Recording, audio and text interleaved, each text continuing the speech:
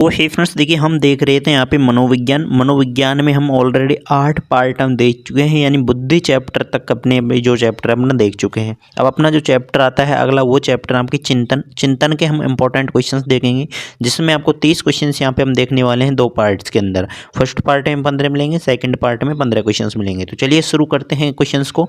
पहला प्रश्न आपके दिया है कि किस प्रकार के चिंतन को ब्रूनर ने प्रभावी आश्चर्य कहा है। तो कौन सा चिंतन है जिसे कि ब्रूनर ने क्या कहा है, प्रभावी आश्चर्य। ब्रूनर ने किस चिंतन को कहा है, वो कहा है सृजनात्मक चिंतन को, यानी क्रिएटिव आपके चिंतन को, क्रिएटिव थिंकिंग को आपके ब्रूनर ने प्रभावी आश्चर्य कहा है। नेक्स्ट है चिंतन की विशेषता है। तो चिंतन की विशेषताएं कौन सी है, देखिए चिंतन एक कॉसेस है, बिल्कुल राइट। चिंतन एक वाद विवाद है, राइट। चिंतन एक मध्यस्थ प्रक्रिया है, तो तीनों यहाँ पे राइट है, मतलब उपरोक्त सभी यहाँ पे इसका राइट आंसर होगा। नेक्स्ट थर्ड क्वेश्चन, निम्नलिखित में से कौन सा कथन असत्य है। सत्य और असत्य, इस चीज को आपको ध्यान से देखना है। क्वेश्चन में कई बार पूछा जाता है कौन सा कथन सत्य है, क्वेश्चन में कई बार पूछ लिया जाता है कौन सा कथन असत्य है। तो यहाँ पे ऑप्शंस दिए हैं, चिंतन के अंतर्गत समस्या के विभिन्न पहलुओं को एक साथ संयोजित किया जाता है, ये तो यहाँ पे सही है। और पूछा क्या है, असत्य पूछा है। चिंतन में गत अनुभूति सम्मिलित होती है, तो ये भी सही है आपके। और भाषा चिंतन का एक महत्वपूर्ण अंग है, ये भी सही है। तो थर्ड ऑप्शन जो आपके बच रहा है, चिंतन की प्रक्रिया में प्रयत्न एवं भूल प्रक्रिया नहीं होती। तो बिल्कुल यहाँ पे जो होती है चिंतन में, तो प्रयत्न और भूल प्रक्रिया दोनों होती है, तो यहाँ पे क्या लिखा है, नहीं होती, मतलब ये असत्य है। तो ऑप्शन नंबर थर्ड यहाँ पे इसका राइट आंसर होगा। ऐसा चिंतन जिसमें व्यक्ति अपने काल्पनिक विचारों एवं इच्छाओं की अभिव्यक्ति करता है, क्या कहलाता है। तो ऐसा चिंतन जिसमें व्यक्ति अपने काल्पनिक विचारों एवं इच्छाओं की अभिव्यक्ति करता है, वो क्या कहलाता है आपके, वो कहलाता है शैली चिंतन। तो यहाँ पे ऑप्शन बी यहाँ पे इसका राइट आंसर होगा। आगे देखेंगे, किस प्रकार के चिंतन को मनोवैज्ञानिकों ने विवेचन अथवा तर्कणा कहा है। तो किस प्रकार के चिंतन को मनोवैज्ञानिकों ने विवेचन अथवा तर्कणा कहा है। तो पांचवें का यहाँ पे राइट आंसर होगा यथार्थवादी चिंतन, ऑप्शन नंबर बी।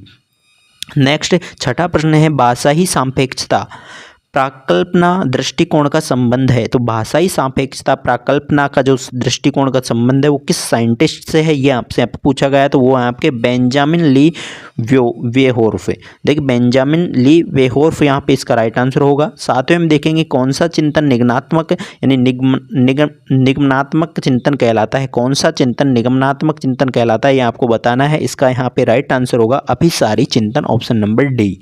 नेक्स्ट देखेंगे 8 नंबर क्वेश्चन, किस चिंतन में व्यक्ति किसी घटना, तथ्य अथवा वस्तु की सच्चाई स्वीकार करने से पहले उसके गुण दोष की परख कर लेता है। तो किस चिंतन में व्यक्ति किसी घटना के तथ्य अथवा वस्तु की सच्चाई स्वीकार करने से पहले उसके गुण और दोष को परख लेता है, वो कौन सा चिंतन है, वो है आपके दोस्तों आलोचनात्मक चिंतन, ऑप्शन नंबर बी।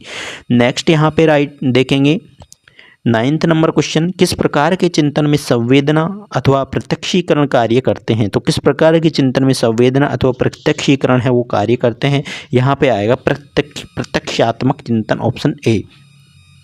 नेक्स्ट 10वां प्रश्न यहाँ पे पूछा गया कि किस प्रकार के चिंतन का संबंध पूर्व अनुभवों पर आधारित भविष्य से होता है। तो किस प्रकार के चिंतन का संबंध है जो कि पूर्व अनुभवों पर आधारित भविष्य से होता है, यहाँ पे देखें इसका राइट आंसर होगा काल्पनिक चिंतन, ऑप्शन सी। आगे 11वां प्रश्न पूछा गया है कि सबसे उच्च प्रकार का चिंतन किसे माना गया है। तो सबसे उच्च प्रकार का चिंतन किसे माना गया है, यहाँ पे ऑप्शन से प्रत्यक्षात्मक चिंतन, प्रत्यात्मक चिंतन, काल्पनिक चिंतन या तार्किक चिंतन। तो तार्किक चिंतन है उसे सबसे उच्च प्रकार का चिंतन माना गया है। इससे पहले के क्वेश्चंस भी आपको देख लेने हैं, वो भी आपको चैप्टर वाइज प्रोवाइड करवाए गए हैं। ये आपका चैप्टर चिंतन चल रहा है, चिंतन के हम इंपॉर्टेंट क्वेश्चंस यहाँ पे देख रहे हैं। 12वां प्रश्न है कि जॉन डीवी ने विचारात्मक चिंतन किसे कहा है। तो जॉन डीवी ने जो विचारात्मक चिंतन है वो किसे कहा है, वो इन्होंने कहा है दोस्तों तार्किक चिंतन को इन्होंने क्या कहा है, विचारात्मक चिंतन कहा है, ऑप्शन सी यहाँ पे इसका राइट आंसर होगा। आगे 13 नंबर प्रश्न पूछा गया है कि चिंतन का साधन है। तो चिंतन का साधन कौन सा है, प्रतिबोधन एवं प्रतिमा, संकेत तथा सूत्र, प्रत्यय तथा भाषा या फिर उपरोक्त सभी। तो यहाँ पे इसका राइट आंसर होगा उपरोक्त सभी, यानी ये तीनों के तीनों ही यहाँ पे चिंतन के साधन हैं।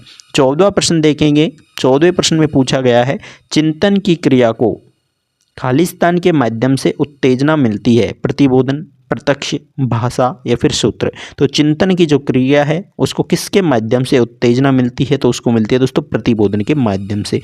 यहाँ 15वां प्रश्न और देख ले, आगे के जो 16 से 30 प्रश्न तक है वो हम नेक्स्ट पार्ट के अंदर आपको देने वाले हैं।